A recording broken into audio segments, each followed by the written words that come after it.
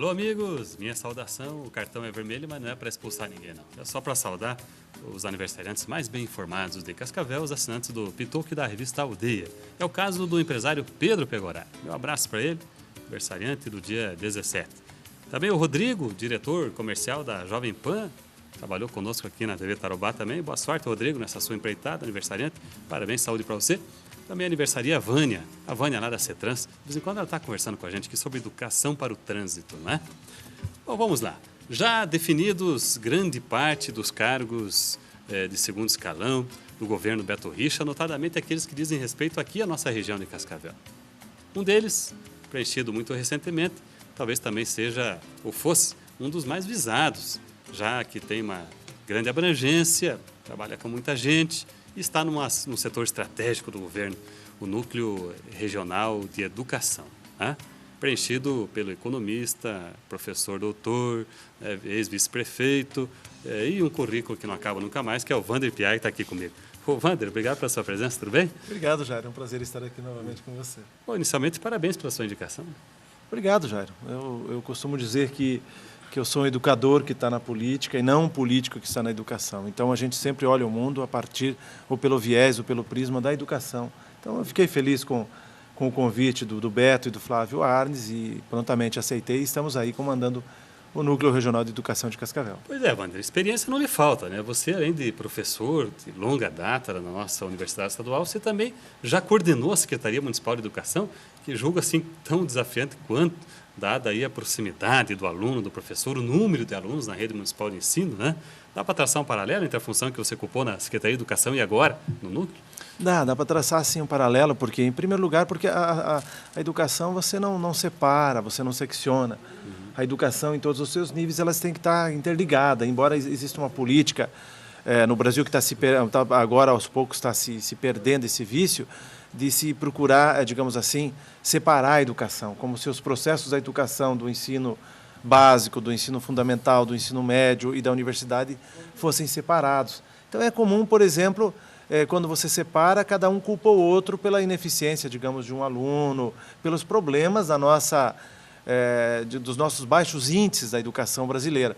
Mas, na verdade, nós temos que... Isso é uma questão cultural, nasceu com o tempo, foi disseminada com o tempo e mantida. Então, eu acho que dá para traçar muitos paralelos também, não há nenhuma diferença essencial, afora o local e, obviamente, a idade etária que você atinge, mas todos eles estão dentro desse grande aspecto que é a tão propalada, tão falada educação, usada por todos os políticos principalmente, mas poucos sabem efetivamente o que significa realmente a educação. Ou em uma primeira olhada, uma olhada assim mais política, observa-se que o secretário de Estado da Educação é ninguém menos que o vice-prefeito, que por sua vez tem vice-governador, que por sua vez tem um currículo no Congresso Nacional, como senador da República, tem um longo trabalho social nas APAES, né? Enfim, me dá a dimensão, sabe, Wander, de que essa pasta, ao escolherem o vice, o Arnes, para ser o secretário, vai ter muito peso no governo Beto. É essa a sua percepção também? É essa a minha percepção, e dizer também que esse homem íntegro, que é o Flávio Arnes, e que todos nós admiramos, é um homem... É uma exceção na política brasileira e, graças a Deus, também dá para se dizer que há muitas pessoas íntegras na política brasileira e o Flávio Arnes é uma delas. E ele vai ter realmente um papel preponderante porque o Beto quer que a educação no estado do Paraná atinja aqueles objetivos que nós não conseguimos atingir até hoje, embora seja um processo, um caminho, mas nós vamos acelerar esse processo para que a gente possa colocar o estado do Paraná no patamar dos estados mais avançados no que tange à educação. Então, o Flávio Arnes reúne todas essas características. E ele é um homem comedido e ele soube organizar uma equipe, Jairo, muito boa também, alguns amigos nossos, por felicidade, que estão próximos ao Flávio e fazendo assessoria direta à educação, pessoas de extrema competência, de grande qualidade. Então, a própria formação da equipe do Flávio lá em Curitiba já demonstrou que ele sabe o que está fazendo e que ele sabe como fazer para chegar àqueles objetivos que ele está traçando. Bom, Wander, eu estive em Curitiba por ocasião da posse do governador Beto Richa, no dia 1º de janeiro último. E lá ele fez um discurso que eu até estou reproduzindo alguns trechos na edição do Pitoco, que volta amanhã, nessa terça-feira, portanto. E o Beto enfatizou novamente a questão da gestão por metas. E percebo que aqui na Regional da Saúde, o novo titular já disse que chegou a ele esse comando do secretário de Estado da Saúde para que se trabalhe sob esse regime. Eu pergunto, Wander, como é que é possível pactuar metas para a educação? O que é que, de fato, é possível aferir e como é que você já está integrado nesse processo? É possível, sim. Aliás, todo gestor público deveria trabalhar com metas. O gestor público que não trabalha com metas não vai a lugar nenhum, infelizmente. Então, é possível, sim, na educação.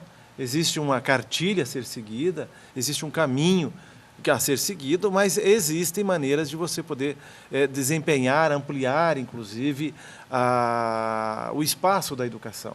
Jair, o que acontece também é uma questão cultural no Brasil. Nós separamos muito a educação, por exemplo, como uma coisa específica da escola de aula, da sala de aula e do professor.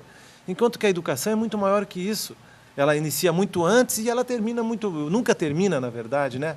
Ela continua após a vida escolar. Então, esse é um dos aspectos que nos leva ao seguinte: você pode e deve fazer, por exemplo, educação com parceria. Porque existem alguns setores mais atrasados, mais retrógrados da educação, que pensam que parceria é macular a escola pública. Você vai fazer parceria de uma pesquisa, de algum, sei lá, com uma empresa, por exemplo.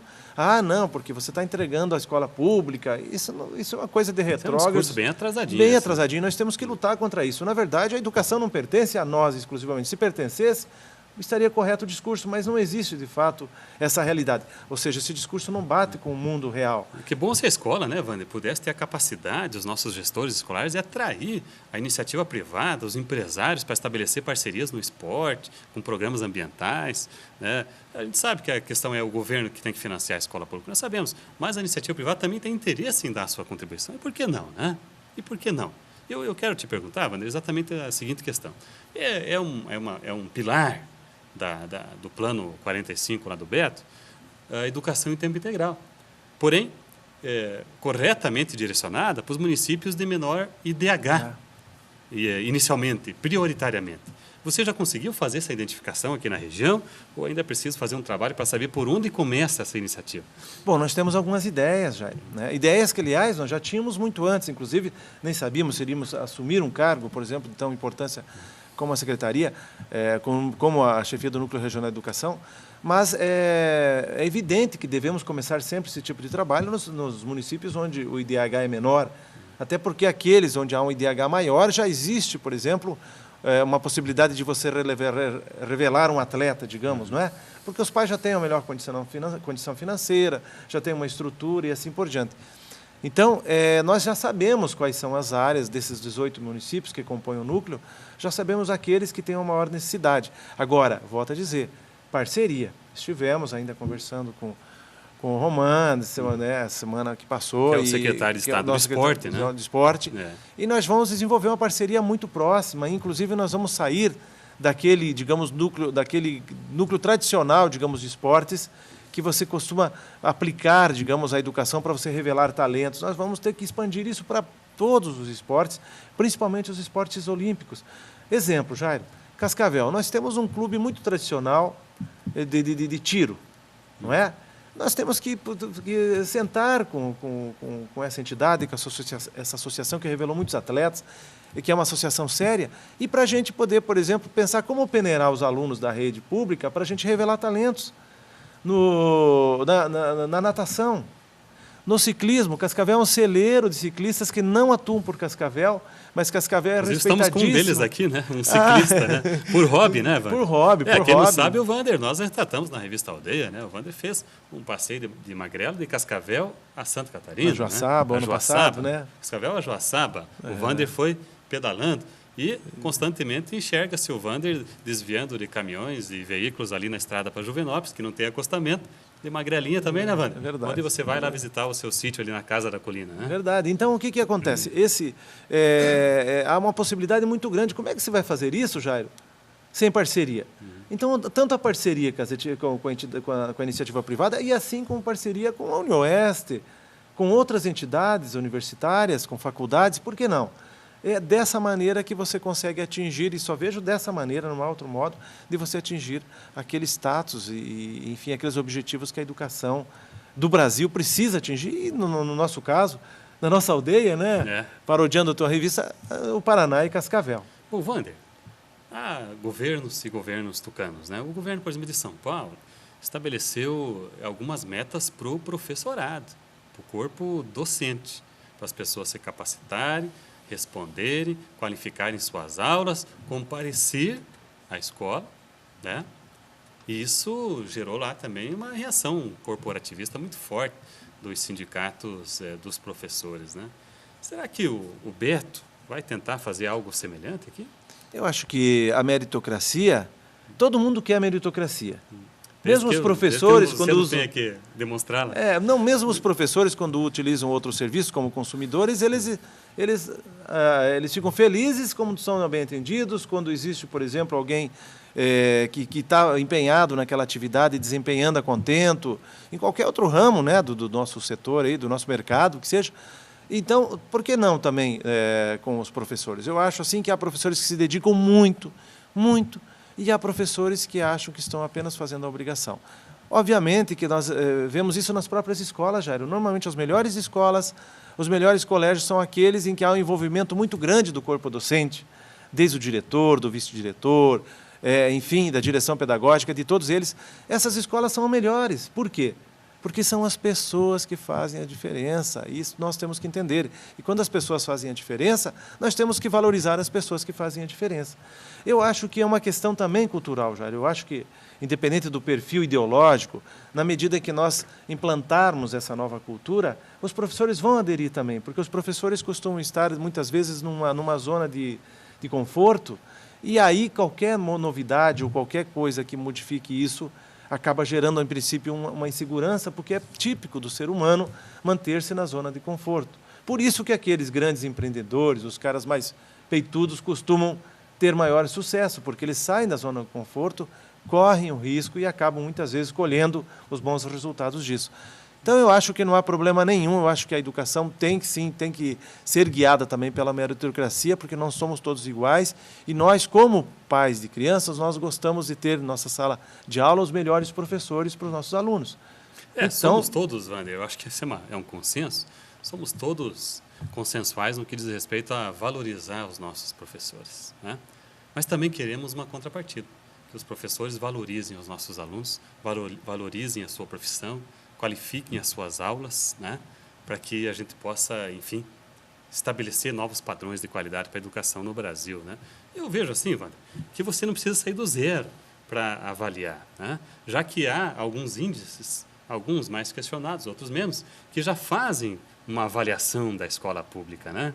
Não dá para partir por ali, Wander? Ali tem um númerozinho lá, 3.5, 2.0, 4.3, né? Você já não sai do zero, né? Você tem condições de fazer um monitoramento. Claro, e é isso mesmo. Eu acho que, como a educação é um processo, Jair, e avançamos muito na gestão anterior, houve assim, muitas coisas benéficas à educação, mas é preciso avançar continuamente, é um trabalho continuado que não vai se extinguir quando nós não estivermos mais aqui, ao contrário, ele vai continuar ad eterno. Enquanto nós estivermos nesse sistema, desse modo que a gente vive, essa sociedade que nós vivemos, a educação é fundamental e ela vai ser reproduzida sempre, e nós precisamos partir de certos princípios, como, por exemplo, a criança aprende, começa primeiro pelo beabá e assim por diante.